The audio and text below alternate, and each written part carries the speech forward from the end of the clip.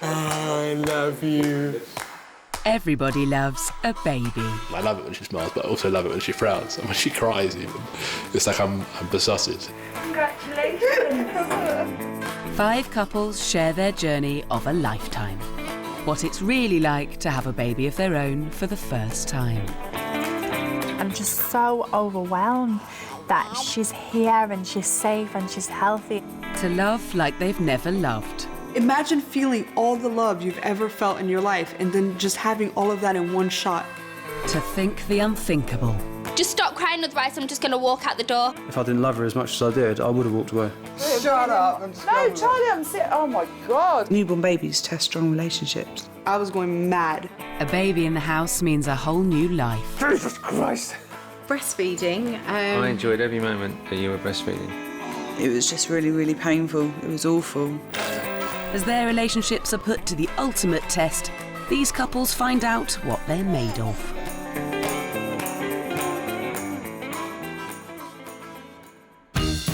Five couples have been through the agony and ecstasy of birth. Proud new parents are living the dream. It's emotional. I just have so much love for her. It's just this massive rush of love. It is a fairy tale now, after everything we've been through. It is a fairy tale. But they are also face to face with the reality of having a baby in the house. It hits you. You just feel like you've been run over by a bus. I did not know what to do with myself. I was tired. We thought it'd be easy, and it wasn't.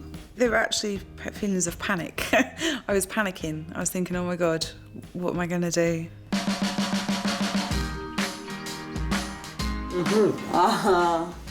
When Charlie met Lynne, a baby in the house was a long way off. Lynne was the only thing on his mind.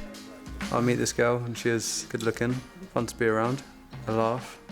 For Lynne, who wanted a baby, Charlie fitted the bill perfectly. I felt ready to have a baby. My body clock was ticking.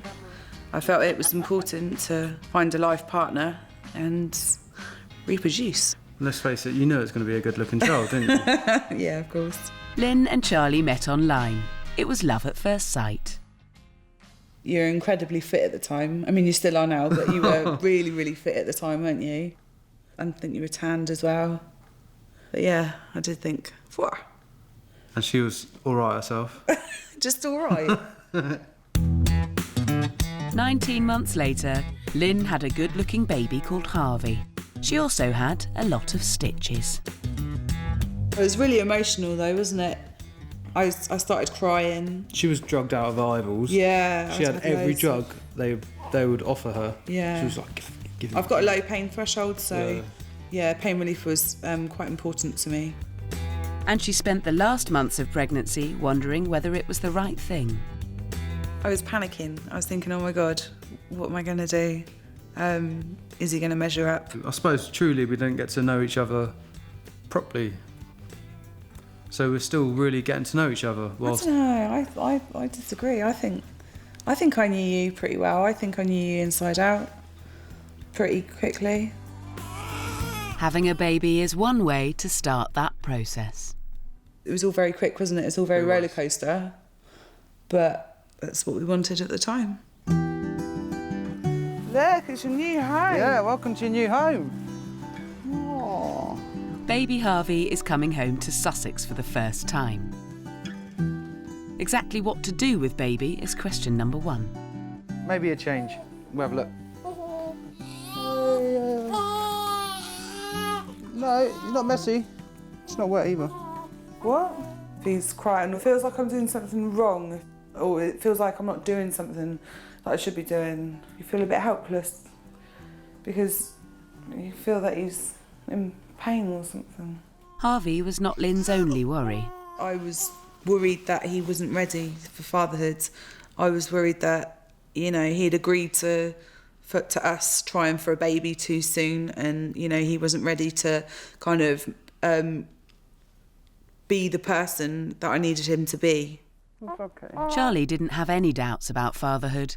He had found the new love of his life. People talk about falling in love with a girlfriend or a boyfriend or whatever you like, love at first sight, and you think, yeah, that's possible. But your own child, yeah, that is love at first sight.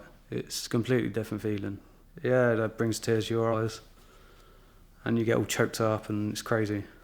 I think for the first 6 months, lots and lots of cuddles. The rest of his life, lots and lots of cuddles. No, then he'd be a needy child. No. I'm happy to be a father, and I wanted to be a father. That's why I became a father. Lynne, as well as acclimatising to the glory of motherhood, is in pain. A stitch has become infected. After the episiotomy, they stitch you up, and those stitches became infected. And it hurt. So it's really painful. Can't really do a lot except lie down. If I stand up, then it just starts to ache after, you know, a little while of standing up. So, yeah, it's a bit of a nightmare really. I can't do anything except sit here and read and watch TV and play with Harvey. I will for a minute. Even lying down is a mission. The pain. Oh, gosh.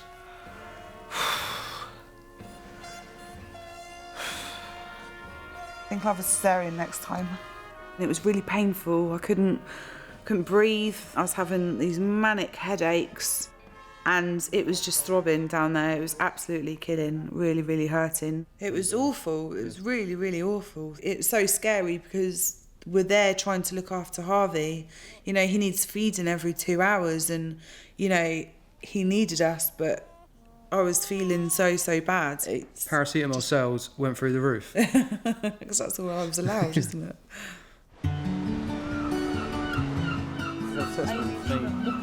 Caroline and Paul live in Blackpool. They met when they were teenagers. I was only 18 at the time. We were out clubbing and I seen her. She was wearing a pink hat and she looked stunning. I've got certain standards and I was like, she's definitely mine. They have a long-distance marriage that's been going strong for 10 years. Paul is a paratrooper.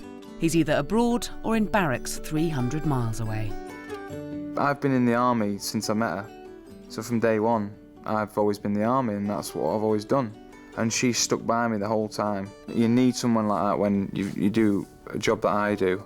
So the weekends are special. So I'll come home on a Friday. I go back to work on a Sunday evening. So in that short space of time, we make the most of it, don't we? Yeah. The only thing missing in their lives was a baby. Caroline had had 3 miscarriages, which tested their resolve. We had to be strong as a couple because you just, I think you get to a point where, you, like Kaz was saying, look, I can't do this, I mean, will I ever get pregnant? That sound really cold, but it was upsetting. But it was just like, as if, oh, it's happened again. This is just what it's going to be like. This is just what my life's going to be like. By pregnancy number 4, Kaz had almost given up. But she carried to term after all. Baby Lola is finally here.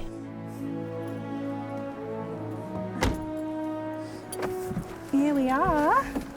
Wow. That's the real feeder. Oh, it's like a holiday. My bum. Okay.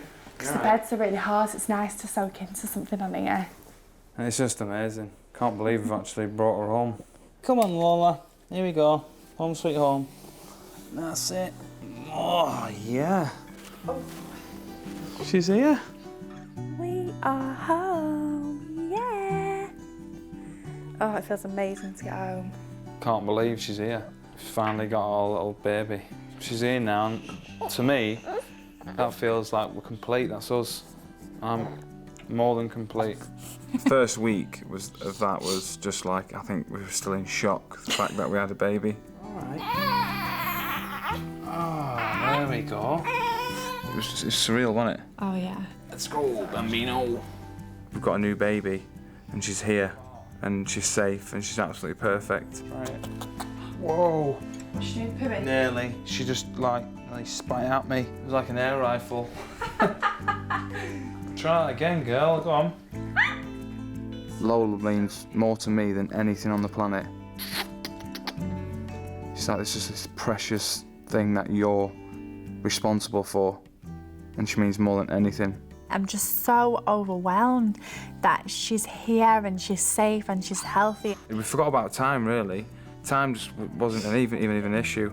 We didn't even know what time it was during the day, whether to eat or to sleep, or if we even, I don't think we even touched the TV for the whole 2 weeks, because we were so excited about having Lola. And we used to forget to eat, didn't we? Yeah, he was like, babe, do you want some breakfast? And I looked at the clock and I was like, it's 4 o'clock in the afternoon. It He was was well oh my past gosh. lunchtime. It is a fairy tale now, after everything we've been through. It is a fairy tale.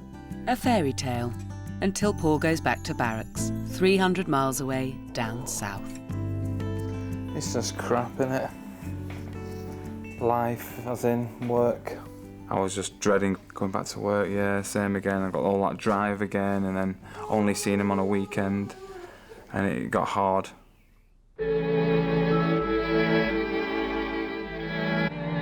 Our 5 couples are now a week into their new lives as mum and dad.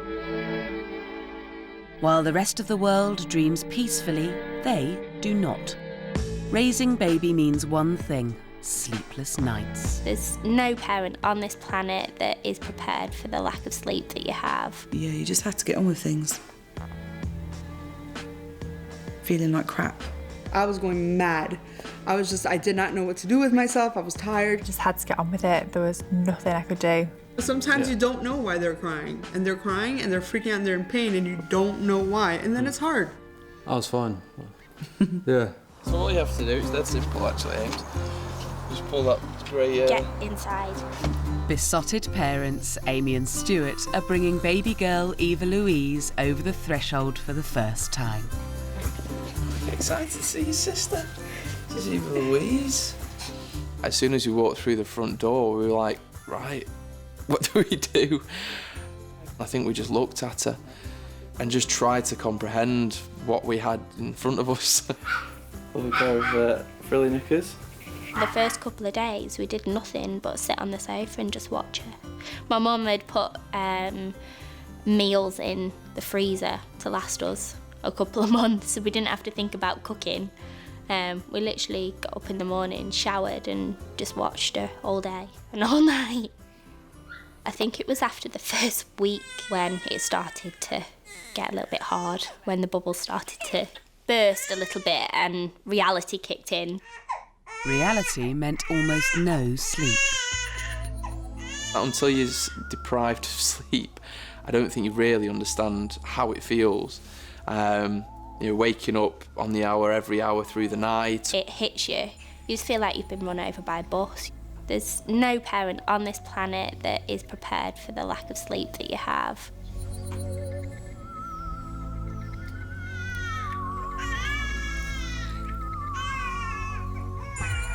I remember doubting myself, whether I was a good mum or not, because I couldn't settle her. But I remember just sitting there and crying to the point that I was sobbing and looking at Stuart going, what am I doing wrong? She hates me. She's got to hate me. That's the only reason that I can come up with. She hates me. And I get to the point where I'm like, I can't do it. I actually can't settle my own baby. I remember putting Eva down in a cot and standing there and shouting at her, just going, Eva, please just stop crying. Just stop crying, otherwise I'm just going to walk out the door. I'm just going to have to walk out the house. And I remember just talking to her and shouting at her. I'm walking out and Stuart just looking at me. I'm like, I'm just going to have to go. If she doesn't stop crying, I'm just going to have to leave. What were your plans in that moment? Probably just to go and sit on the front step and just sit outside the house and just sit as far away from the house as it took to not be able to hear her cry. Oh, Eva. Often, Stuart didn't have any more luck than Amy. I'd try and comfort Eva Louise when she was crying and she wouldn't settle. And then she'd go to Amy and settle straight away. So for me, that was difficult. I did want it to myself, and times that I'd found even more difficult was when she was upset and she was crying. I just wanted to snatch her off him and just cuddle her and try and settle her. There were times that I strongly disliked him. I had to just go and just take time on my own. If I need a bit of space, I'll go and just jump on the treadmill at home and just completely just try and clear my mind.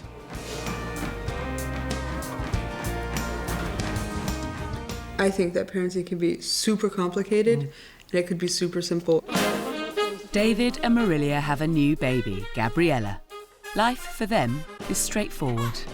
You bring home a baby and you're like, oh, you don't know what to do with it.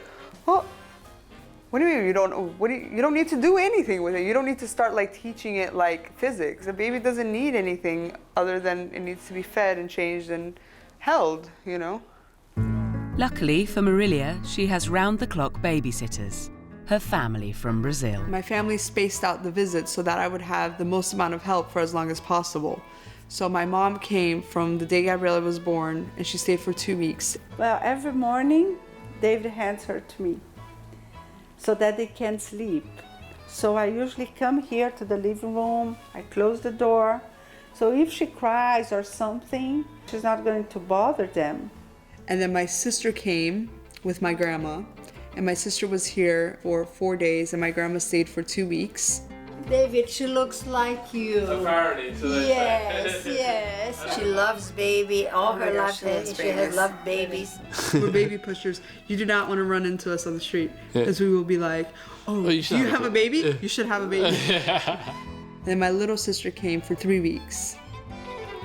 Do you see her soft spot right there? You see her heart beating? Oh my gosh. Isn't that crazy? Oh There's no bone between her skin and her brain. So basically, I had help all of like November, December, and the start of January, and it was brilliant. Family presence equals plenty of sleep. If you ever feel like you need a break, that's what babysitters are for. And I've been lucky enough to have my family around, and they've helped me with her. So if I need to sleep for an hour or two, then they babysit her. Right, B? You love being babysat by family. You have to do all these things for the baby. You have to nurse, you have to, whatever. And I was just shattered from having like that physical labor. That's the only thing that I've been like precious about, sleeping. The other day I slept all day. I don't care if people think I'm lazy. I don't care if like the flat gets a mess. I don't care if people think I'm rude, that they come over and I'm in bed. It was something that I needed to recover from. I needed to sleep. Like when you have a flu, your body is going through a lot and you just need to like sleep it out for a couple of days and then you feel better. And I felt like because my family was here helping me, I was able to kind of like have a little bit more of that like rest. You could still get 8 or 9 hours of sleep, but it's just broken sleep, You think to yourself, I've slept my whole life up until now. I'm gonna sleep again next month. It's a block of time in your life. Okay, you're not getting a lot of sleep, but you're getting loads of other things. You're getting to nurse your baby. You're getting to experience being a mother, for the first time. Sleep is not what you're getting right now. You'll get sleep again in a minute, 5 treasured babies are over the threshold. 5 couples' lives are changed forever. From now on, things are going to get harder. I was just assuming that she should just sit up properly, do what she was taught and get on with it. I felt guilty for Lola because her dad's not there all the time. That's obviously my job. I mean, thank God like guns are illegal in this country. Oh, come on, darling. Yeah, Daddy's got you. Hey. Our 5 couples are on a steep learning curve. Raising baby is not as easy as it looks. Things don't go according to plan, and what should be the most natural thing in the world can be challenging.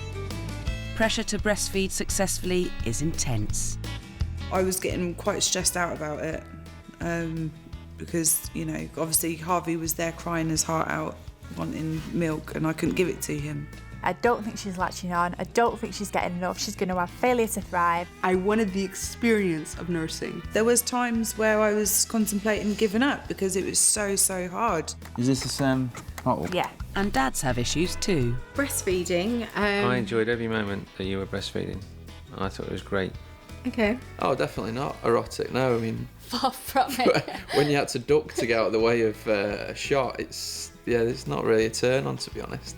Lynne and Charlie are mum and dad to week-old baby Harvey. He was an 8-pound baby. She's had a lot of stitches, and she can't sit down. He was a little tubber. Yeah. He was 8, 10 and a half. And a half. So he was a big baby. Yeah. Because Lynne is in so much pain, finding a position that Harvey can feed in is really difficult. Which side are you going, that one? Oh, man. Where are you going with them? This way. Rugby. If his mum can't get in the right position, Harvey won't be able to latch on, which means he will be hungry. He's not liking it, babe. Whatever you're doing, it's not good. So I was there trying to prop him up with pillows and rolled up towels. Put him this way more. It just wasn't working. He's not happy, is he?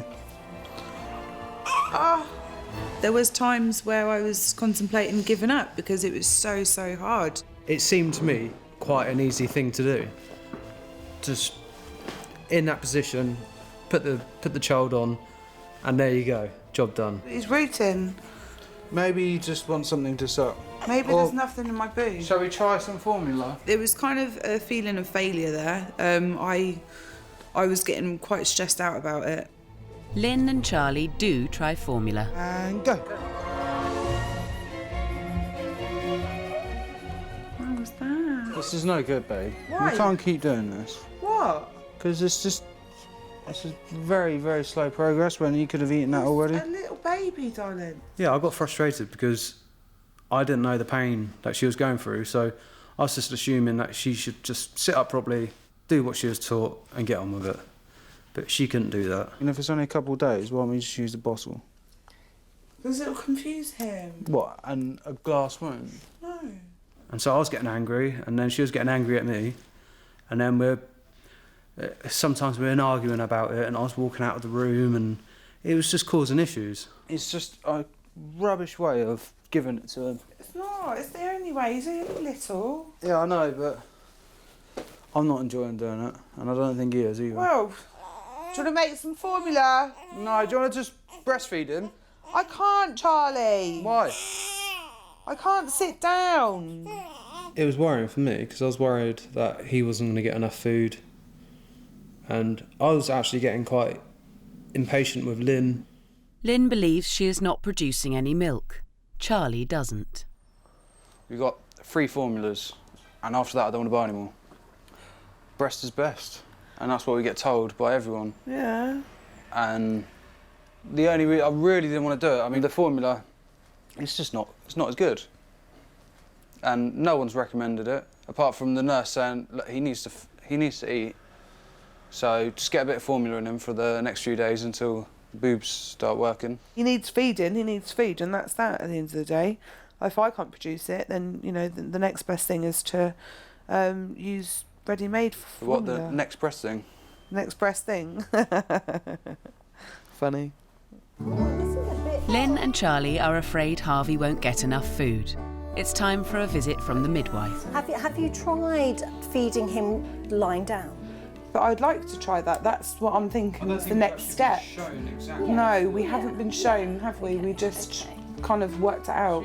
The midwife shows Lynne how to breastfeed lying down. I know where it is. Harvey. Oh, hello, gorgeous.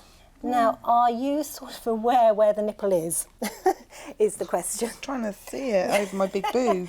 This can be a bit of the challenge Yeah. with the feeding. So, do you mind me manhandling you a little bit?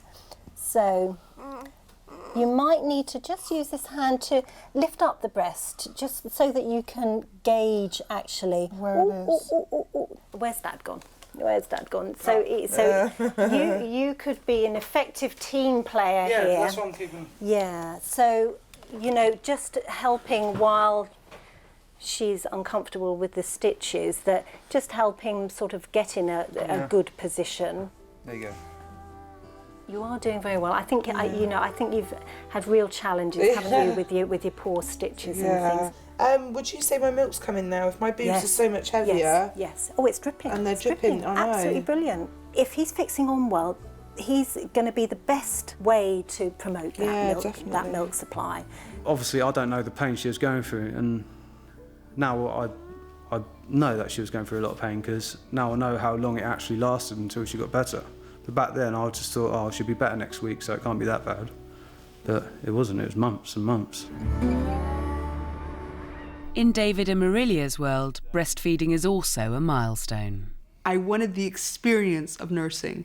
I wanted to have that connection, you know, that skin to skin, that I wanted to know what it felt like. And it was really painful. Somebody told me I had to feed her as long as it seemed that she wanted to feed. So I actually was feeding her for 3 hours at a time. And even though she was latching on like beautifully, you know, there's only so much that your skin can take. I would just sweat. Like when it would start getting close to like feeding time, I would just start sweating because I'd get like so nervous. I knew that I was about to be in a world of pain. I feel nauseous when I nurse her sometimes. I don't know why. I just feel nauseous.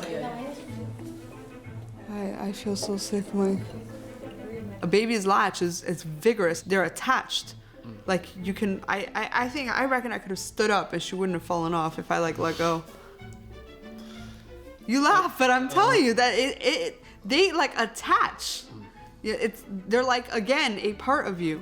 But pain and nausea aren't the only feelings Marilia is experiencing. I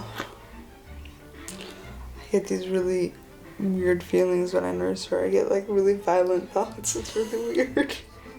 Anytime she'd latch on, I had this overwhelming sense of rage, which was really, it was like she latch on and I just wanted to kill everyone. Anyone that was not like her, like anyone around us, I just wanted like pulverized. It was a really strange feeling and it would come over me like, and I would just want to like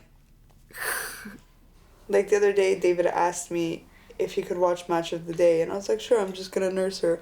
As soon as she latched on, I was like, turn this crap off. Like, I just wanted, like, I could have killed him.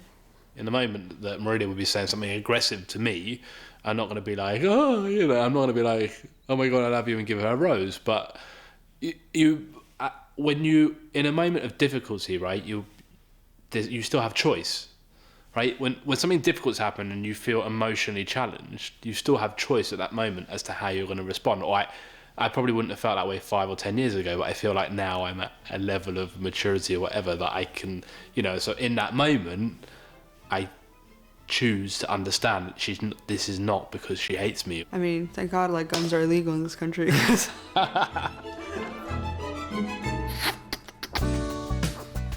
Our dads have been on full-time support duty for the first few weeks of parenthood.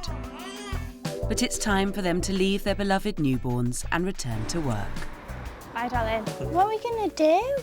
While papas must deal with separation, mamas must cope as best they can.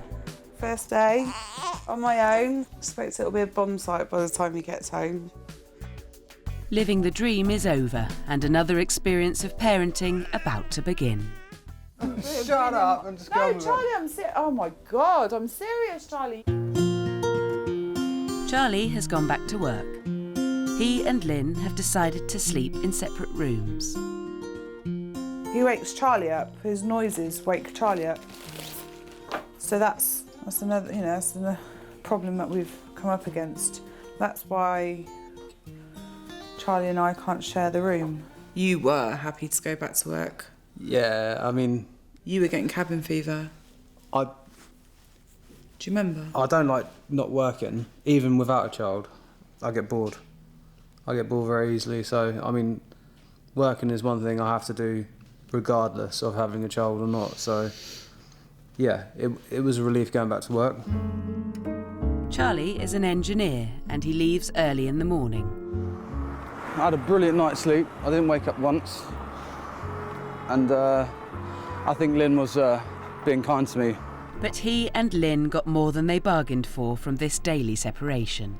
All day long, I couldn't wait for him to get home. And then when he got home, I didn't want for him to be anywhere near me. So it's a really weird thing because I really wanted you there all day. I really missed you. But then when you were there, I was like, I couldn't wait to get rid of you, you know? Charlie comes home from work and cleans the house. Harvey duty on top is sometimes too much. We did agree that he would have Harvey one night over the weekend, and it was supposed to be last night. But then he decided to have a drink, so And he said he would do it tonight, and I really need a decent sleep. I just didn't really like the sight of you. And I was just quite resentful of you because you were going out to work, you know, having fun with your mates and stuff. And then, you know, you got to come home to Harvey, have a few hours with him, and then go to bed all night and sleep all night. So, you know, I was actually quite resentful. It's a big responsibility. You can no longer go out and do the things you want to. And especially if you do, you're going to come home to... An earful. Yeah, an earful. Babe, you've just sterilised that. No, it's not. You've just sterilised that, and then you're going to put it in your mouth. I haven't got germs. Yes, you have. Do you know how much bacteria is in your mouth? No. Ah, you donut. That tastes like You real are milk. a donut sometimes. So when you suck his dummy and put it back in your mouth, because it smells. it's been on the floor. Because it's better that it's in my mouth. When do you ever pick it off the floor and put it back in your It's mouth? when it's dirty. That's when I put it in my mouth. I don't just put it in my mouth for no reason. So what's the difference here? But because it's better. Shut up. I'm just No, going with Charlie, I'm serious. Oh my God, I'm serious, Charlie. You can't. You've just sterilised it. Is he drinking it? I resented him because he was able to live his life and I was stuck inside, and I was finding it such hard work and I felt very alone. And yeah, I don't know, I questioned our relationship.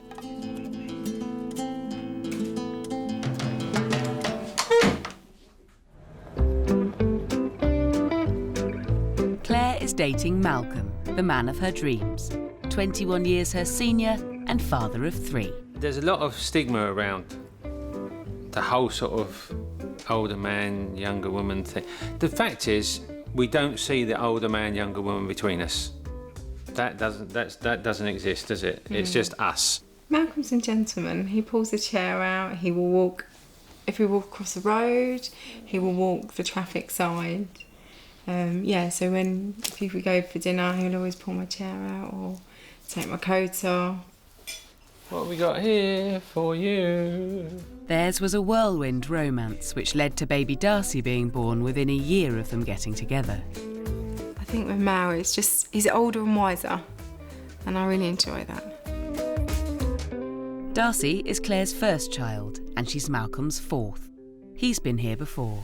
Okay, there's 2 parts of me. There's one part that goes, it's been absolutely fantastic. It's wonderful. The experience of being a father again is just out of this world. There's another part of me that wants to go, Jesus Christ! The last time I ended up changing nappies and things was about 18 years ago. But it all came back in a flash, what to do, how to do it, and just get on with it. Everything was there in an instant. How to feed, how to bathe them, which way to wipe them, wash them. It was all there. Without reading books. Oh, come on, darling. Yeah, Daddy's got you. Okay. Malcolm has 4 weeks paternity leave. Claire has 4 weeks full-time support from an experienced father. It's the most natural thing in the world to be a mother and a father, and you just get on with it. I have been really lucky. Malcolm has been really supportive and really loving and affectionate, and he's just been behind me all the way. You're cold. Each baby is different. They make up their own rules when they're born, and you have to go along with it. If you try and fight those rules, that's where you have the conflict. If you go with what's keeping them happy and quiet and content, then you can be happy, quiet and content. A long time ago, I was quite a stressed person. I suffered with IBS. I was quite highly strung, always wanting to please people, always paranoid about other people's opinions. Come on, darling. Here we go. Since being with Malcolm, I've just seemed to have found myself. I feel relaxed and content, and I'm really happy. So I've got no worries. We've not rowed at all. Then again, we didn't row beforehand, so there's times when, let's say, things have been a little stressed and there may have been a snap, but that's it, which was quickly followed by an apology, because you both realise that there's a snap and it's like, all right, calm down, and then get on with what you've got to do. Now, however, The prospect of being left alone while Malcolm goes back to work is stressful for Claire. Malcolm's going back to work, so it's going to be sort of first day on my own. I think I've been suffering with the IBS a little bit. I've had stomach cramps and that, but I think it's just a little bit of anxiety. Being a father, like being a mother, has to be a natural thing. You can't send them back, so you've got to just move forward with what's going on. People say I'm pretty laid back. I've been that laid back that was almost horizontal. And this is just another thing. You just deal with the things as they happen, as they occur, and you get on with it. Claire must face taking care of Darcy by herself during the day. Having him around with a bit of reassurance and help was quite nice. But then again, I thought I was quite happy that Mal had gone back to work as well, because it's good for him to sort of switch off. He's not just looking after me and Darcy, he's going to work and having his time as well.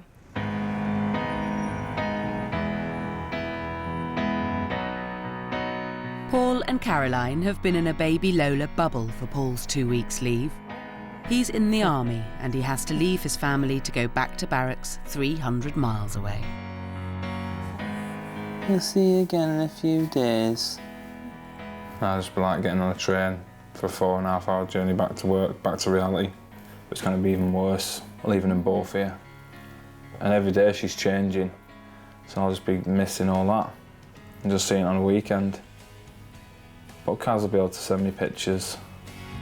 After 2 years of waiting, Paul has to leave her after 2 weeks.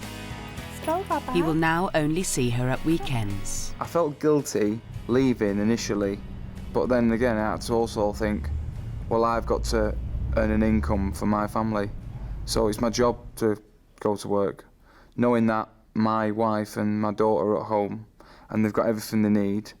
Then I didn't feel guilty, but I felt guilty for Lola because her dad's not there all the time. That's obviously my job, having to do that. It's my career. Go. Love you. All right, baby. I love you so much. Bye, darling. I was crying. It's just complete emotional. Having a child just makes you a complete emotional wreck. Paul's just the most emotional person I've ever known in my life now, as far as Lola's concerned. I don't think I've ever seen him cry before, but now, she's just completely melted him.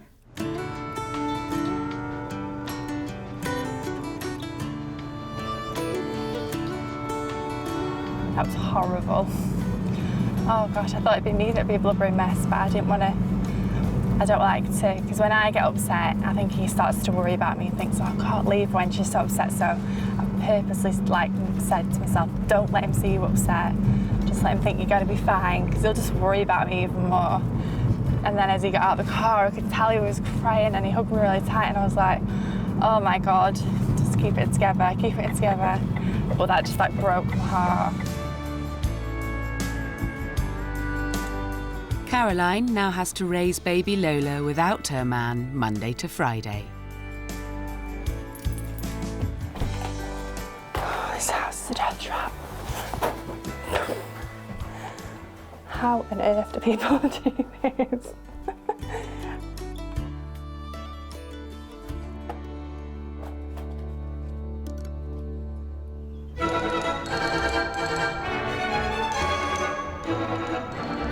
It's 4 days since Gabriella was born, and David too has to go back to work in the sitting room. I've always had my own businesses, and so I'm used to working unconventional hours, and that's the way I kind of manage. It's a different kind of pressure that's on him being self-employed as it is somebody who's employed for a company. He doesn't get to switch off the way other people would. Even though he has things that he would rather be doing, like hanging out with me and playing with the baby and stuff like that, sometimes when he has to work, he gets like... Look at, It was really difficult to be at home and need to focus on work. I can't. She's so cute though. It's like, She's so cute. I just want to like grab her and poor thing. I like bite her ears and all that kind of stuff. That's terrible. David, you have to work. I was up all night so that you could work. Broke my concentration. Now I want her. She barely knows how to use her little finger yet, and I'm already totally wrapped around it. So.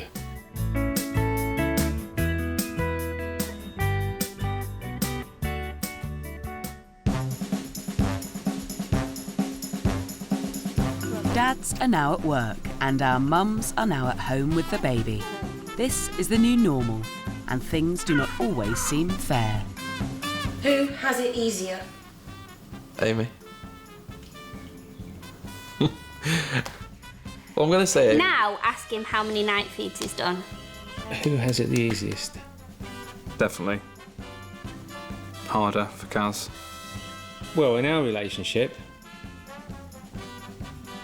I've tried to make it so that neither of us got it easy, but neither of us have had it too hard. I didn't hate him. Come on, talk truthfully. I never hated you. I resented you. And I questioned my feelings for you. But I never hated you. I was jealous. I was jealous of you going out to work and seeing your friends, you know, and then coming home. I think anyone sitting at home watching this that has a child that's been through this will understand exactly what we're saying. I resent his drive to work, his lunch hour and his drive home from work. We have a lot of gratitude for our overall situation, yeah. you know, where we are. You share the responsibilities. If you don't do that, why go into the joint venture in the first place? I definitely understand why some couples can, you know, split up when they've had a child, because it changes you. Next time, our couples find that having a baby in the house can be a bumpy road. Literally, I would get up in the morning and I'd just think, how am I going to make it through today? And then you just be like, well, you're going to have to make it through today because there ain't no one else here looking after her. My anxieties were there because of what happened with Henry.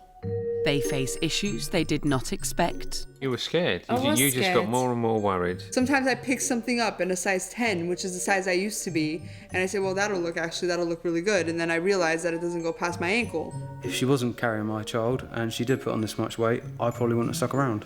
And find that Christmas with their first child is as good as it gets. It's like a garden gnome.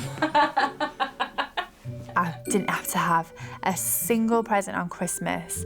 That just not just made my Christmas, it just made my life. Hanukkah's a festival of light, and Gabriella's just been such a light in our lives, and it was just really nice. We were just a family, weren't we?